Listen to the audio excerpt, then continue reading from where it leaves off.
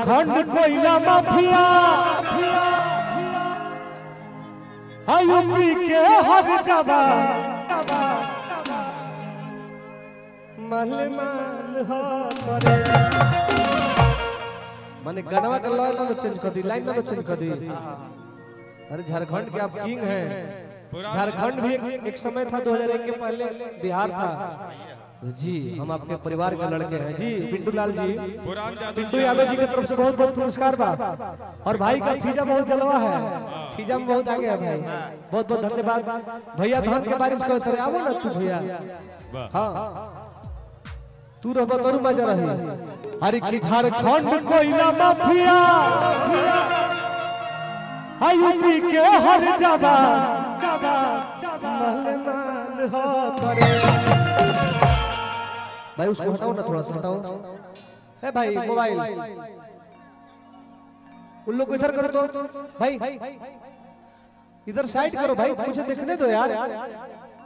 है बिकिया भैया, अरे बिकिया भैया हट भैया, है ना हट। अरे की महले मान हो करे लेवे के भाई। अरे सी तो छोड़ ना। अरे तो है बिहार बालू माफिया खादा, है बिहार बालू माफिया के खादा हो करेगा। है बिहार बालू माफिया के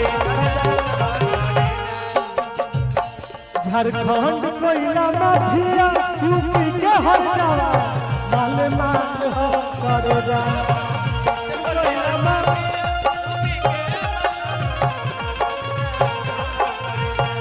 झारखंड कोयला माफिया यूपी के हर जगह मलमान हो। हट तो भाई हट तो हट। अरे की मलमान हो करेगा। है बिहार बालू माफिया के अरे की है गढ़वा बालू माफिया के चढ़ जाए भाई रे। अरे की है गढ़वा बालू माफिया के खजान हो करेगा। है गढ़वा बालू माफिया के खजान हो। है गढ़वा बालू माफिया के खजान हो करे। है गढ़वा बालू माफिया के खजान हो करे। है गढ़वा बालू माफिया के खजान, है गढ़वा बालू माफिया के खजान हो करे। है गढ़वा बालू माफिया के खजान, है गढ़वा बालू माफिया के खजान हो करे। है गढ़वा बालू है गढ़वा बालू माफिया के